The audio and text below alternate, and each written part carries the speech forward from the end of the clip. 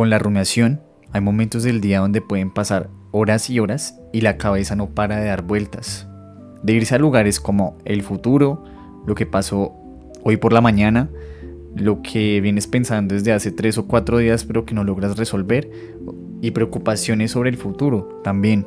Y cuando nos damos cuenta, han pasado 3, 4, 5 horas donde seguimos pensando y pensando en un bucle y no hemos llegado a una resolución. Yo tengo un amigo que hace mucho tiempo alguna vez me llegó a decir que cuando sentía que estaba sobrepensando mucho las cosas respecto a una situación, él salía a caminar. Y cuando salía a caminar, intentaba que al llegar al final de una cuadra, tuviera una conclusión. Tenía que ser una sola, la que fuera. Y luego seguía caminando y sobre esa conclusión, bueno, seguía pensando algo más y trataba de llegar a una conclusión otra vez. Aunque realmente no le funcionaba mucho. Es más, la mayoría de las veces no llegaba a una conclusión y seguía pensando. Sí, bueno, tenía momentos donde sentía que eso le ayudaba, pero realmente no era que en general le estuviera sirviendo para algo. Y creo que eso es lo que pasa con la rumiación. Por más que intentamos, perdemos de alguna manera el control sobre nuestros pensamientos y sobre el tema de estos también, porque a veces son pensamientos que se pueden sentir intrusivos, como que no son pensamientos que queremos tener en este momento, y justo ahí es cuando más insisten. Y si sientes que esto te ha pasado, esto tiene un nombre, insisto: rumiación. ¿Qué es lo que pasa? ¿Qué estamos buscando cuando entramos en ese loop? ¿Y cómo podemos, sin reprimir nada, salir de ahí? Las vacas comen pasto, lo tragan y luego lo devuelven a la boca para volver a masticarlo una y otra vez. El alimento ya entró al cuerpo, pero la vaca sigue regresando a ese mismo contenido una y otra vez. La rumiación funciona parecido. Pasa algo, la mente lo traga, pero luego vuelve una y otra vez a lo mismo. Intenta resolverlo, entenderlo, controlarlo, pero solo vuelve otra vez a lo mismo. Y muchas veces no llega a nada nuevo. Por ejemplo, ¿por qué dije eso? O debí responder distinto. ¿Será que arruiné todo? No entiendo por qué siempre la embarro así. Y la mente vuelve ahí horas después, luego en la noche, luego al otro día, como la vaca que vuelve a masticar el mismo pasto. Lo importante es que la rumiación no siempre la vas a sentir como dar vueltas inútiles. Muchas veces la sientes como, bueno, estoy analizando, quiero resolverlo bien, o estoy intentando entender. La rumiación la entendemos como un proceso de pensamiento repetitivo y pasivo sobre experiencias que son neutras o que son negativas, en las que la persona se obsesiona, parece que se fija, se estanca ahí, se quedan las preocupaciones y no llega a una resolución o a una conclusión real. Repetitivo porque es un bucle, siempre son los mismos temas, siempre es exactamente el mismo contenido de estos pensamientos. Y pasivo porque está fuera de nuestro control, porque no es una reflexión construida que nos lleve punto A punto B a ciertas cosas, sino que ocurre de manera involuntaria y la mayoría de las veces no nos lleva a ninguna solución. Y hay algunas características que nos permiten reconocerla. Como acabo de decir, es involuntaria, empieza sola en algún momento, es difícil de interrumpir y sobre todo no produce alivio, más bien todo lo contrario. Es un malestar que va escalando, que se va incrementando. Y aquí me parece que es donde entramos a la primera distinción importante. No toda reflexión es rumiación y no toda rumiación es reflexión. Hay una diferencia enorme entre pensar algo y quedarte atrapado en algo. Dicho de otra manera, entre tener un pensamiento o entre que el pensamiento te tenga a ti. La reflexión tiene un movimiento. Podemos decir que es como un río. Entra, la procesas, la llevas a un punto y terminas con algo. Sea una conclusión, sea una decisión o sea una pequeña síntesis de lo que estás viviendo. Pero la rumiación es más como un charco. Es agua que se queda ahí estancada. No entra necesariamente un contenido nuevo. Es siempre lo mismo. Ahora bien, no se puede preguntar, pero si la rumiación no es buena porque nos hace sentir peor, ¿por qué la hacemos? ¿Por qué rumiamos? ¿Por qué caemos en la rumiación? Aquí es donde el tema se pone interesante. Yo creo que en el fondo esto cumple una o dos ganancias, aparentemente. Yo creo que la rumiación está al servicio de un deseo que es muy humano, y es la ilusión de control, la ilusión de que podemos controlar el mundo a través de nuestros pensamientos. Entonces, si le doy muchas vueltas a este problema que tengo en mis manos, seguramente lo voy a resolver. Es lo que pensamos. Si proceso esto que me pasó lo suficiente, esta experiencia de hoy que fue muy incómoda, como, no sé, una discusión en la calle, quizá voy a volver a evitar lo que pasó. O voy a entrar en otro punto, que es en el punto de la fantasía, de la imaginación. De alguna manera rumiar es ensayar. Ensayar lo que no pudimos decir, cuando uno está en la ducha y se le ocurre eso que pudo haber dicho hace mucho tiempo, pero o lógicamente de una manera mucho más intensa. Ensayar cómo podría salir algo que vas a hacer mañana, ensayar un plan que tienes en mente para dentro de 3 o 4 meses. ¿Crees que al estarlo imaginando vas a poderlo resolver? De nuevo, hay una distinción entre esta imaginación que es consciente, que es construida, como estos ejercicios de imaginación, valga la redundancia, donde pues hacemos visualizaciones sobre lo que queremos para nosotros. Pero otra cosa es cuando eso se introduce en nuestra cabeza sin nuestro control, ¿no? Como que un poco sin nuestro consentimiento también, ¿no? Como que nuestra cabeza nos hace la guerra. Y esto me lleva a un concepto que se llama la ganancia. Hay una ganancia primaria y una ganancia secundaria. La ganancia primaria es justamente quedarnos ahí, quedarnos en ese estado donde sentimos que estamos resolviendo algo, ¿no? Esa parece que es la ganancia primaria, ¿no? Sentimos al parecer un alivio cuando caemos en la rumiación. Y luego viene la ganancia secundaria, que es mucho más sutil. Y es que a veces estar en la cabeza nos protege de estar en contacto con nuestro cuerpo.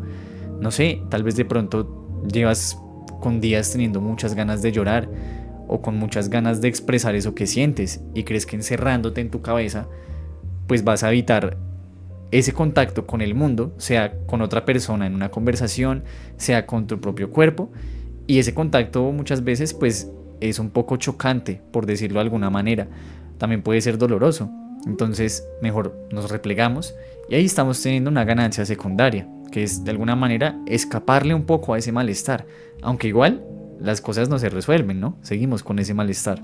Y es que permanecer encerrados en nuestra cabeza, cayendo en esta racionalización como excesiva, nos impide vivir la experiencia. Bien, ahora con esto, el objetivo no es como que te sientas mal porque te está pasando. Si sientes que te está pasando, bueno, bien, ya lo estás reconociendo y ya estás viendo de qué manera lo estás viviendo. Ahora hagamos una pequeña pausa en este episodio para hacer un ejercicio. Bueno, vamos a llevar la atención a nuestra respiración. Observa cómo entra y cómo sale. No tienes que cambiarla aún, solo obsérvala. Ahora, si aparece un pensamiento, no lo pelees, solo nótalo. Haz de cuenta que estás viendo pasar una nube. Ah, ahí está ese pensamiento. O acaba de aparecer otro pensamiento. No te subas a la nube. Deja que pase. Tampoco la intentes empujar. Mírala pasar. Déjala ser. Quédate ahí un momento más. Y nota que tú no eres ese pensamiento. Tú eres quien lo observa. Quédate ahí un momento más. Y sigue notando cómo pasan los pensamientos a través de ti.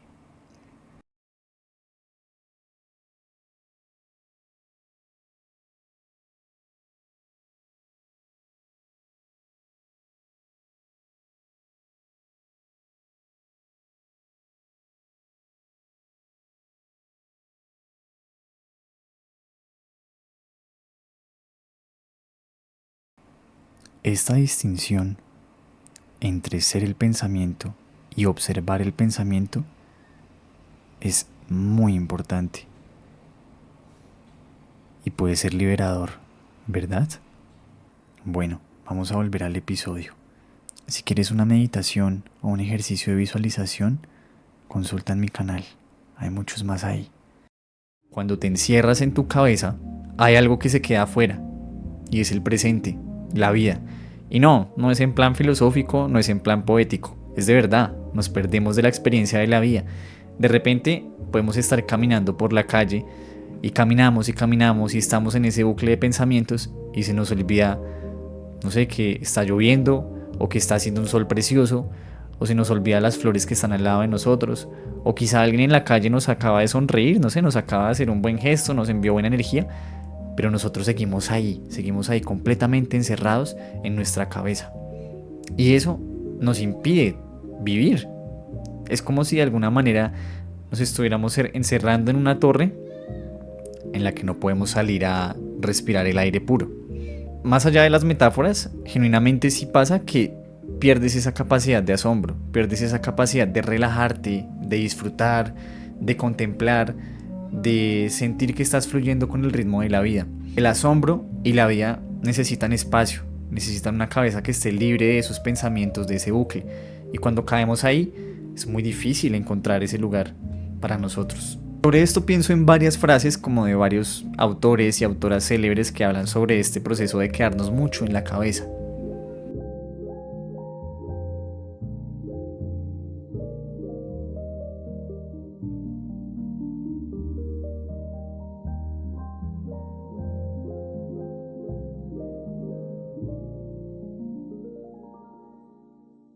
Ahora quiero dejar algo claro. Salir de tu cabeza no tiene que implicar reprimir los pensamientos. Creo que si estos pensamientos aparecen, hay que darles rienda. Y por eso me gustaría presentarte quizá algunas técnicas o tips que, bueno, no reemplazan un proceso psicoterapéutico si sientes que estás atrapadísimo en la rumiación y ya no sabes qué hacer. Si sientes que esto te está impidiendo vivir con bienestar o con algo de tranquilidad, bueno, puede que estas técnicas te sirvan, pero estas técnicas no reemplazan un proceso psicoterapéutico. La primera es escribir. Creo que cuando estamos pensando mucho, queremos darle una solución a ese tema. Escribir es una manera de sacar esos pensamientos de aquí y ponerlos en un papel. Sacar ese pensamiento en palabras escritas lo hace manejable. No sé, a lo mejor estás preocupado por un problema. Bueno, pues quizá sacar eso y ponerlo en el papel te permite tomar perspectiva de ese problema y darte cuenta que no estás ganando nada, aunque parece que sí, ya lo dijimos, pues sobrepensando y rumiando. Otro tip que me gusta y que a mí en lo personal me ha ayudado algunas veces es salir a caminar. Sal a caminar y dale rienda a eso que sientes que no le has querido dar rienda. Bueno, estoy tratando de no dejarme llevar por estos pensamientos y entonces, bueno, sal a caminar y reflexiona un poco. Piensa sobre eso que te tiene inquieto y piénsalo un poco. Quizá después de 20, de 30 minutos caminando, cuando vuelvas a donde estabas, pues te sientes un poco mejor. Quizá ya descargaste un poco como esa marea mental que tienes ahí. Hay otra técnica que viene del mindfulness, que es volver al cuerpo a través de la respiración, como el ejercicio que acabamos de hacer ahorita, ¿no? Entonces, toma una inhalación, cuenta hasta 4 o hasta 5, sosténla ahí, otros 5 y exhala otros 5. Diversas investigaciones han demostrado que la respiración y el contacto con el cuerpo nos permite volver al presente y apaga un poquito las preocupaciones que tanto nos invaden la cabeza. Y bueno, esta es otra que quizá la habrás visto en muchos videos o puede sonarte cliché, pero de verdad hacer algo que te gusta, retomar un hobby, es una forma también de conectar con el disfrute, que es lo que nos está impidiendo hacer nuestra cabeza. El hacer algo absorbe la atención de una manera que la cabeza no lo logra. Hay algo que te gusta hacer que sientes que no has podido hacer los últimos 5, 6, 7 días, que sientes que lo has abandonado un poco. Bueno, pues quizá esta puede ser la señal para que le dediques el tiempo a eso. Pueden ser 30 minutos, puede ser 1 hora. Es entendible que no siempre contemos con el tiempo para eso, ¿no? En medio de tantas ocupaciones y responsabilidades que tenemos. Pero si puedes incluso, en el peor de los casos, sacarle 10 minutos a algo que te gusta, eso ya te va a generar una sensación de bienestar diferente y te va a sacar de, pues, donde sea que estés, ¿no? Porque no tengo idea de dónde vas a estar. Un estudio de la revista Nature Communications en el año 2020 encontró que en promedio tenemos 6.200 pensamientos al día. Afirman haber desarrollado una forma nunca antes vista de detectar cuándo termina un pensamiento y comienza otro, mediante un método que aísla momentos específicos en los que un ser humano se concentra en una sola idea, un fenómeno que estos investigadores describieron como un gusano del pensamiento. El objetivo no es tener una cabeza vacía de pensamientos, el objetivo es poder tener una amistad con nuestra mente, una cabeza donde podamos habitar, que nuestra mente sea un lugar cómodo, seguro para nosotros y no un lugar del que queramos escapar. Y bueno, gracias por estar aquí, gracias por escuchar. Espero que algo de lo que hayamos hablado en este episodio te sirva para tu vida cotidiana. Recuerda que si esto de lo que hablamos hoy te está superando, sientes que te está impidiendo vivir con un grado de tranquilidad en las diferentes áreas de tu vida, en el trabajo, con tus amigos, en tu cotidianidad, bueno, yo suelo acompañar este tipo de procesos a través de la psicoterapia. Y bueno, espero que estés muy bien y hasta la próxima.